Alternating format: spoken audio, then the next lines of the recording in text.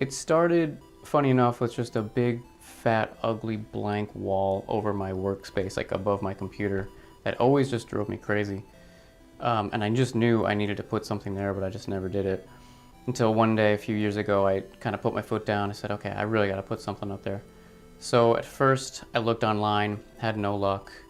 And in typical me fashion, was just kind of like, maybe I can just make something myself, put it up there. This was before I started painting. I just had an idea of this might be fun, a fun little project.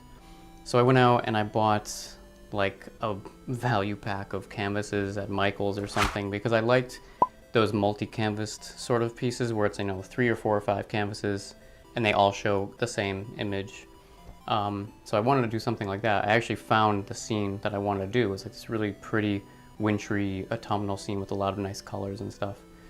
So that's what I did. I bought the canvases, and I worked through it, and I was watching a lot of great artists on YouTube and learning a lot.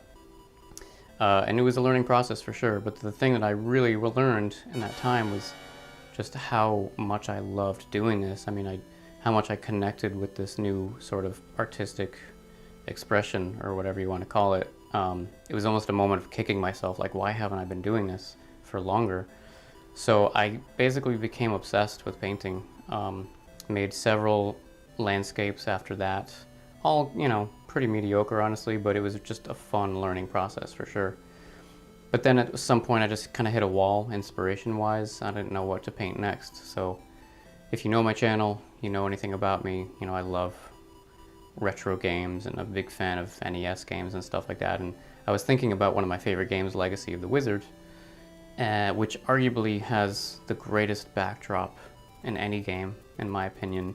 You walk out of the house, you pass the little tree shop and the bushes and the beautiful blue sky and the puffy white clouds, and then you see this awesome castle in the background, which serves no purpose in the whole game other than just create this setting for where this game takes place.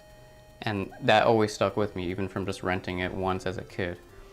So I had the idea, why don't I paint something that's really more realistic, what that world actually would have looked like in the real world? And that just kind of caught fire in my head. So I did that, worked on that one, and as I was doing it, the thought was, would people be interested in having these done for them, like to put them in their game rooms, other gamers, other artists, whoever. So that was kind of the exciting idea. So I made a couple ones. I made the Ninja Gaiden one, and I made the Castlevania one, and I just put them up like on social media, just kind of started advertising if people would like me to make them commission pieces and things like that. And relatively quickly I got my first commission for a dude in Montana, and he ordered the Kakariko village from Ocarina of Time, which was the first episode. So yeah, as soon as I got the commission, I made the decision I'm going to make episodes out of the making of these and have them be their own little playlist on the channel, because I wanted to kind of spice up the channel anyway, put different things, not just playthroughs and stuff.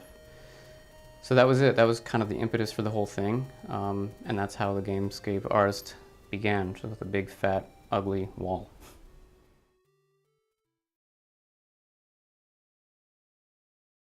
The process, well, you either have, it's kind of one of two ways. It's either a commission or it's not a commission. So if it's a commissioned piece, it's going to be, the customer reaches out to me. They either going to have the idea of the exact scene they want. Some people really know what they want, and some just say, hey, I love this game, maybe we can do something with this game, which is really fun because then we get to kind of brainstorm back and forth, come up with a scene. And what I'll do is I'll just sketch out like a composition, and I'll just take pictures and send it to them. And if they like it, great. If they have suggestions, that's fine. We kind of bounce ideas back and forth until we come up with a good idea. And from the sketch, I just bring it straight to the canvas and start rolling the cameras and paint it, make the episode. If it's not a commission, it's pretty much the same thing, honestly. It's just me trying to figure out, a game to do. I want to create a scene from a game that kind of strikes a chord with a lot of people, because eventually I'll probably put it up on the shop. I'll make prints out of it, put it up on the Etsy shop. But same thing, just kind of sketch out an idea and make sure the composition is nice, make sure it's including elements from the game. Really the goal for me is if people see the piece, they won't really get it at first. They'll just think it's a landscape, but then they'll kind of pick out little elements here and there and say, oh, that's from that game, or oh, that looks like here, and then all of a sudden it kind of like clicks, like, oh my god, this is what that is from. So that's kind of the goal. So that's essentially the process of making one of these.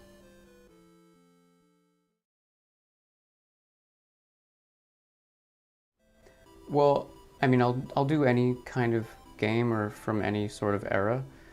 Modern stuff for me is like, modern stuff just looks so good for the most part that it's almost like, you know, I'll do it, but there's a much smaller gap where you have to use your imagination with the newer games because they look great anyway, and it's almost like, I'm not like copying it, but let's just say it's a lot more fun for me to take a game like from the 8-bit era or even earlier that's super blocky and you really need to use a lot of, you know, imagination to even know what's going on, to take that and make it into something more realistic, and that way you can really take a lot of liberty, and it's a lot more fun that way. So I'd say probably my sweet spot is, you know, 8-bit, 16-bit, something like that. For example, like my Final Fantasy piece, it's such a great scene from that game, but, you know, admittedly it's pretty blocky, right? The palette is really limited. So to take that and kind of give it like this overhaul and make it look like something that would actually occur, it's a lot of fun. Same with the Maniac Mansion piece, that was another commission I did. That shot is really bland, the green is really kind of, you know, kind of hurts your eyes a little bit. So to take that again and make it into something more realistic, more moonlight sort of thing, a lot of fun. So yeah, but to answer the question, I mean, yeah, I'll do anything, but I'd say 8-bit, anything blocky is kind of great to translate and reimagine.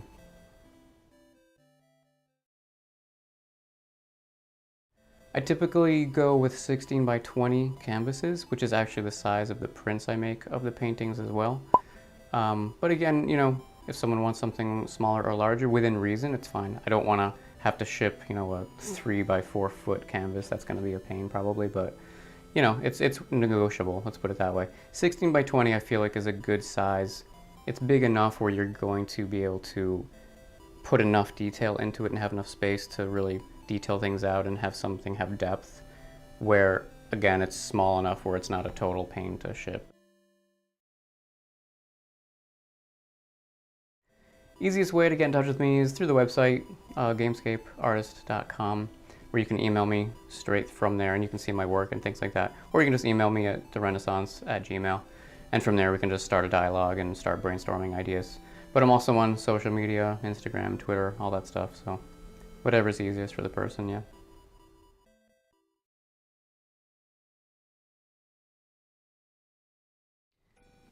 The creative process of taking something so basic and limited and trying to find a way to make it flourish and to make it more colorful and brighter and more real, more realistic really, is such a fun challenge to me. So it's very fulfilling. That's a huge part of why I love doing these.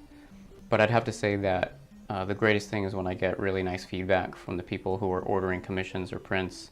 I mean, to hear them say that they have my art up in their game rooms and they're, you know, showing it to their friends while they have game nights or with their families and things like that. I mean, that's really special because I know that we share a connection to these games and we both have nostalgia for these games. And, you know, I'm sure growing up with them, we both, because I know I did, imagined these worlds of these games as a real place based in reality, and myself sort of participating in that world. So to be able to provide sort of a visual that lets them key into that part of their life is, yeah, that's great.